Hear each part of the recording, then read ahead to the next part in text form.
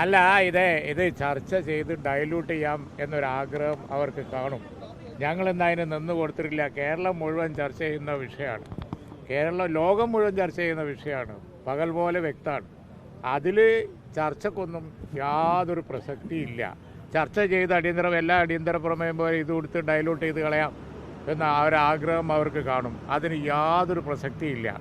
അവരെ സംബന്ധിച്ചിടത്തോളം വിളിക്കുന്ന മുദ്രാവാക്യം ഒരർത്ഥമില്ലാത്തതാണ്.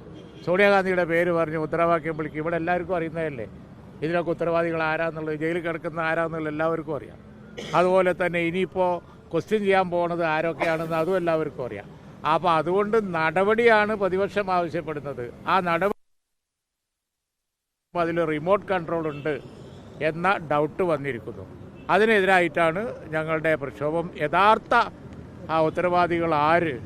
ഇത്രയും പരിപാവനമായ ഒരു സ്ഥലത്തെ അവിടുത്തെ വസ്തുക്കൾ എവിടെ പോയി?